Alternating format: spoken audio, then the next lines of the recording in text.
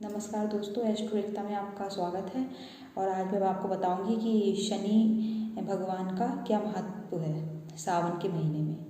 और ये जो आखिरी शनिवार है सावन का, इसमें किन लोगों के लिए पूजा करना बहुत महत्वपूर्ण है।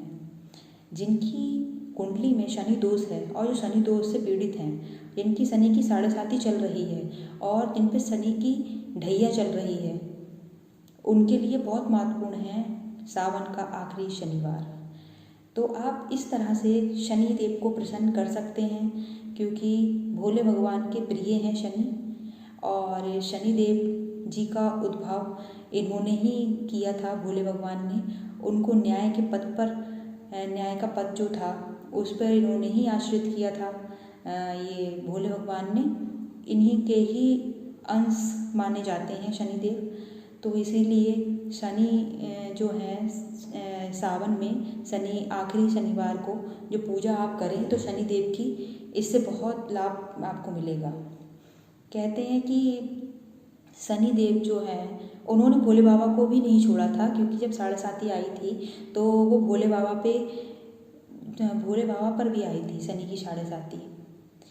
तो इसीलिए ये न्याय प्रिय हैं। हम लोग किसी भी तरीके की कोई भी अगर गलत कार्य करते हैं तो ये हमें दंड देते हैं, क्योंकि ये दंडनायक हैं। और ये अगर हमारी कुंडली में ये किसी भी ग्रह से ग्रसित हैं या फिर इनके ऊपर कोई भी क्रूर ग्रह की दृष्टि पड़ रही है तो ये हमें बिल्कुल रंक बना देते हैं। कहते हैं राजा से रंक बना देते हैं शनिदेव।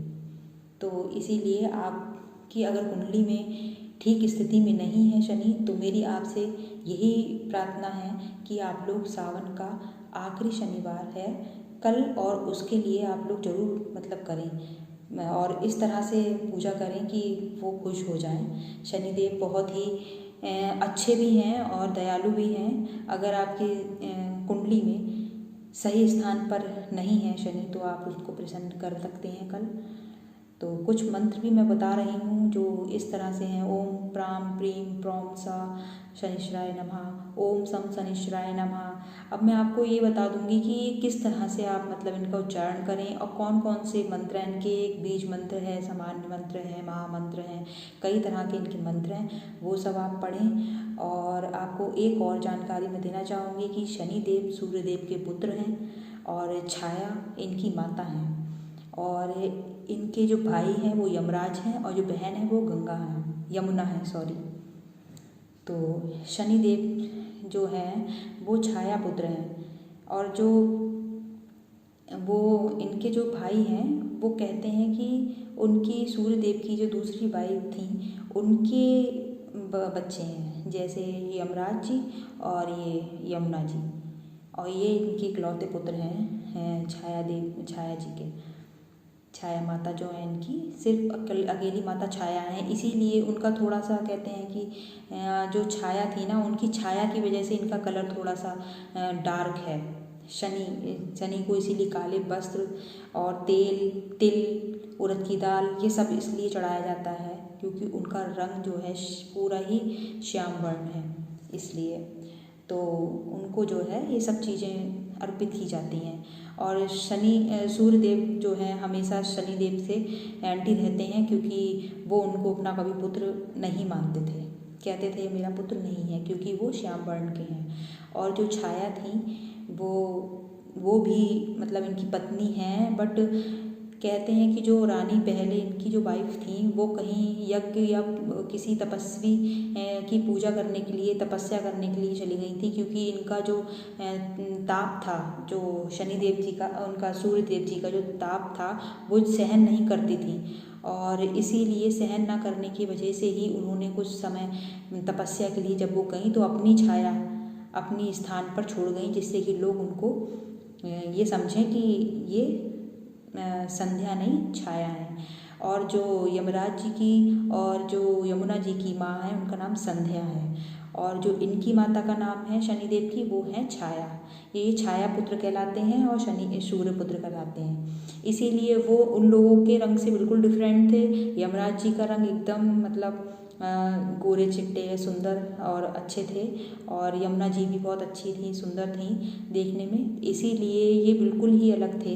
तो ये कहते थे ये मेरा पुत्र नहीं है, ये इसलिए उन दोनों में हमेशा 36 का आंकड़ा रहता है। और अगर कुंडली के किसी भाव में ये दोनों एक साथ हों तो भी वो ग्रह जो है वहाँ पर पिता और पुत्र में हमेशा अनबन रहेगी। और यदि ये आमने सामने होंगे तब भी बनते बनते काम बिगाड़ते हैं। तो इसीलिए आप सूर्य देव के साथ साथ इनकी भी पूजा आराधना करें अगर आपकी कुंडली में ऐसा कुछ है तो।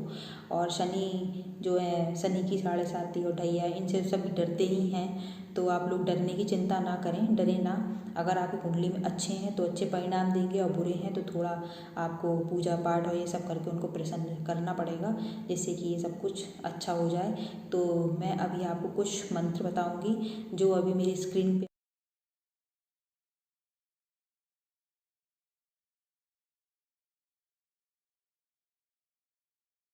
पे आ जाएंगे। वो सब आप इन मंत्रों के द्वारा करें। और मेरी आपसे गुजारिश है कि शनिवार के दिन आप एक कुश का आसन ले लें, उस आसन पे बैठें और आसन पर बैठ करके एक रुद्राक्ष की माला लें और उससे इन मंत्रों का जाप करें। और शनिदेव को पुष्प अर्पित करें, नीले कलर के, ब्लू कलर के पुष्प अर्पित करें और उनकी पूजा करें और उनके इन मंत्रों का जाप करें। तो बहुत कुछ हद तक सब कुछ ठीक हो जाएगा। और अगर आपको पूरी तरह से ये है कि मेरा मतलब आपको एक सावन के शनिवार में ये आपको करना ही करना है, और आप अगर चाहते हैं तो आप हर शनिवार को पीपल पे दिया जलाइए या फिर शनिदेव का दिया जलाइए, हनुमान चालीसा करिए। अगर ज़्यादा खराब है तो हनुमान जी इनके मित्र हैं शनिदेव के, तो आप उनको ये उस दिन आप हनुमान चालीसा करेंगे, क्योंकि कहते हैं कि हनुमान जी के जितने भक्त होते हैं शनिदेव जी कभी उनको नुकसान नहीं पहुंचाते हैं। तो मेरी आपसे प्रार्थना है कि आप हनुमान जी के प्रिय बन जाएं, उनके भक्त बन जाएं हनुमान जी के, और ये शनिदेव जी फिर आपका कुछ नहीं बिगाड़ेंगे। तो इसलिए आप हनुमान जी की पूजा करें शनिवार के दिन, तो सब कुछ अच्छा होगा।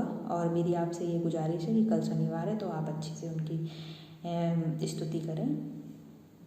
और मिलते हैं फिर अगले वीडियो में, तब तक के लिए बने रहिए।